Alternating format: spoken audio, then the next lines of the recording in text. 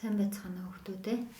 Эхийн найруулгын төрөлхийн маягийг өөрчлөн бичих хичээл эхэлж байна. Энэ хичээлээр эхийн найруулгын төрөлхийн маягийг хэрхэн найруулж бичихдэг вэ гэдгийг ойлгож мэдэх юм аа. За тэгэхээр хувирган бичих, дуурайн зохиох буюу найруулгыг өөрчлөн гэдэг нь ерөнхийдөө дуурайн зохиохоос үүдэлтэй. Дуурайн зохиохын тулд юуг анхаарах вэ гэхээр ямар нэг зүйлийг уншаад бүтэц зохиомж утга санаатай ойролцоо хэлбэр гаргаад бичгийг дуурайн зохиох гэж байна.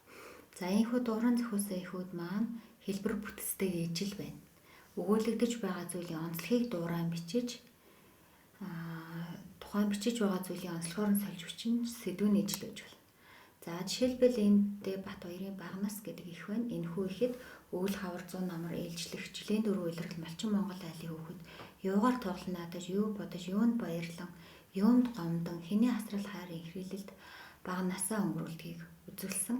За тэгвэл энэ ихийг сурагчийн нэг өдөр мөн багнас гэд ингээд буян зээл уцаг гэсэн хүмүүс эдгээр ихийг дуурайж бичсэн байна. За эндээс дуурайж бичсэн бичвэрийг харах юм бол ижил болоо ялгаатай тал нь юу юм бэ гэхээр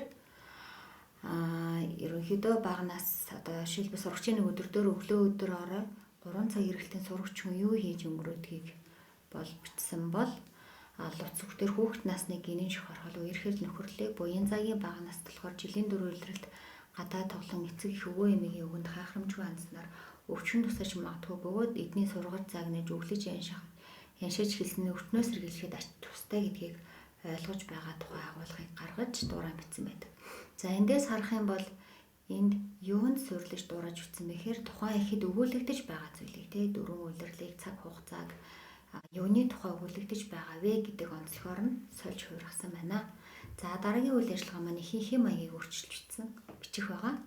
За энд ингээ харах юм бол эдгээр эхүүд маань бүгд ижил сэдвтэй номын тухай ном гэсэн сэдвэр ингээ дөрвөн хэв шинжийг ялгаруулж дөрвөн хэв шинжийг тодтогч хувиргал хийсэн байна.